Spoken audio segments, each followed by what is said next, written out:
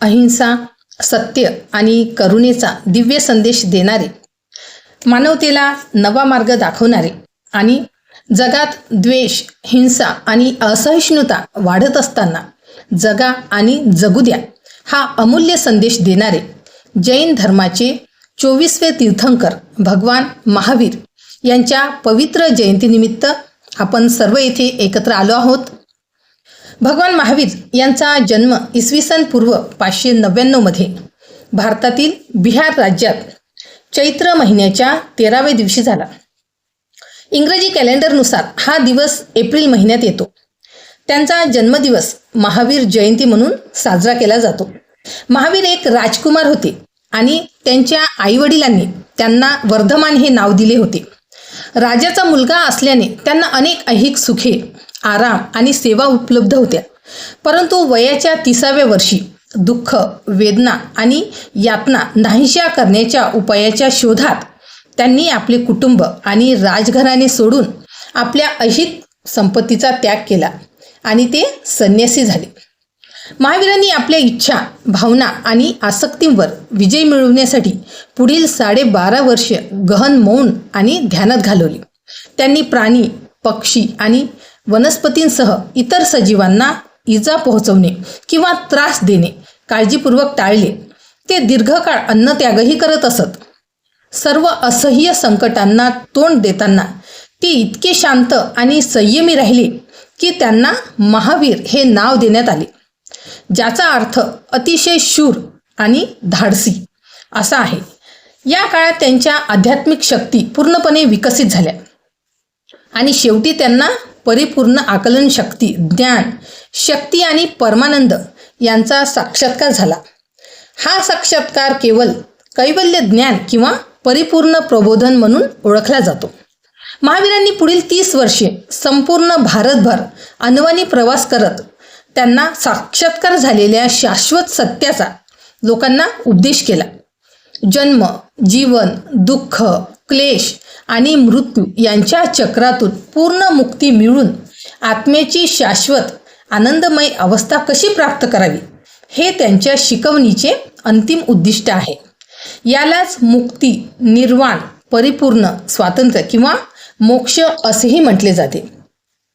महावीरांनी स्पष्ट केले की अनादी काळापासून प्रत्येक जीव आपल्या अज्ञानामुळे कर्माच्या अणूंच्या बंधनात आहे.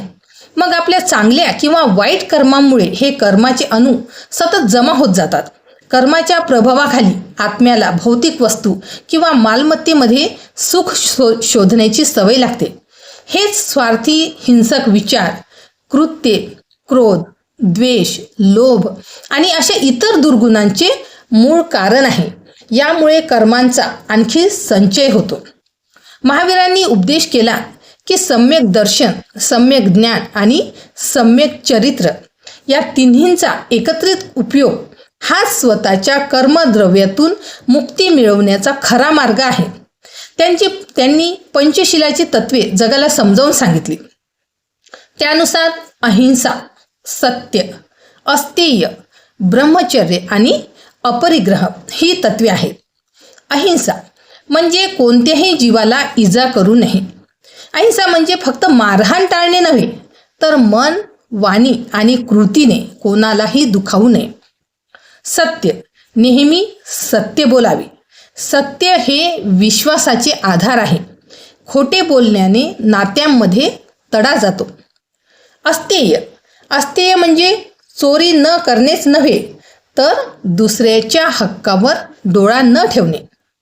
ब्रह्मचर्य, ब्रह्मचर्य म्हणजे फक्त अविवाहित राहणे नाही, तर आपल्या इच्छा आणि वासनांवर नियंत्रण ठेवणे.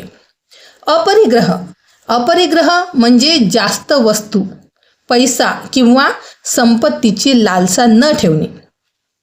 जैन लोक या व्रतांना आपल्या जीवनाच्या केंद्रस्थानी ठेवतात. निरपेक्षतावादाचे तत्वज्ञान आणि सापेक्षतेचा सिद्धांत यांचा स्वीकार केल्याशिवाय या व्रतांचे पूर्णपणे पालन होऊ शकत नाही.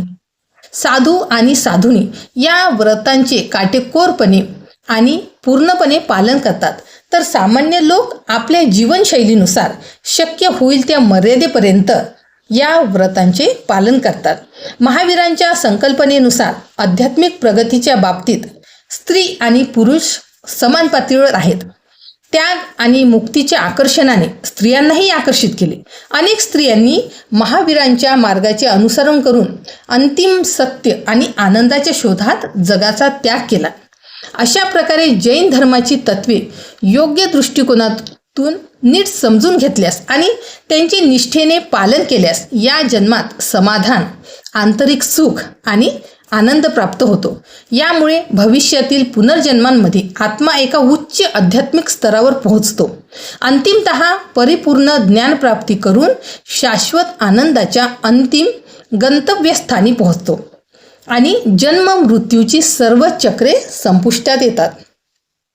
महावीरांनी श्रीमंत आणि गरीब, राजे आणि सामान्य नागरिक, पुरुष आणि स्त्रिया, राजकुमार आणि पुजारी, स्पृश्य आणि अस्पृश्य अशा सर्व स्तरातील लोकांना आकर्षित केले. त्यांनी आपल्या अनुयायांना साधू, साध्वी, श्रावक आणि श्राविका अशा 4 प्रकारच्या संघांमध्ये संघटित केले. हा संघ जैन संघ म्हणून ओळखला जातो. वयाच्या 72व्या वर्षी भगवान महावीर यांनी निर्वाण प्राप्त केले आणि त्यांच्या शुद्ध आत्म्याने देह सोडून पूर्ण मुक्ती मिळवली. ते सिद्ध म्हणजेच एक शुद्ध चेतना, एक मुक्त आत्मा बनले आणि कायमस्वरूपी पूर्ण आनंदाच्या अवस्थेत राहू लागले. त्यांच्या निर्वाणाच्या रात्री लोकांनी त्यांच्या सन्मानार्थ दिव्यांचा सण साजरा केला.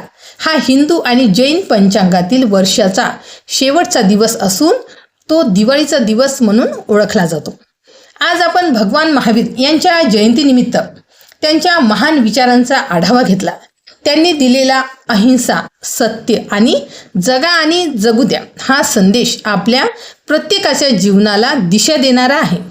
महावीर जयंतीनिमित्त आपण सर्वजण असा संकल्प करूया की आपण नेहमी सत्याचा मार्ग स्वीकारू, कोणत्याही जीवाला दुखावणार नाही आणि आपल्या वागण्यातून प्रेम, शांती व मानवतेचा संदेश देऊ. कारण खरे महानत्व हे मोठ्या शब्दांत नसते, तर आपल्या छोट्या छोट्या चांगल्या कृतीत असते. चला आपण सर्वजण भगवान महावीरांच्या विचारांना आपल्या जीवनात उतरवूया आणि एक शांत, सुंदर व सुसंस्कृत समाज घडवूया. धन्यवाद.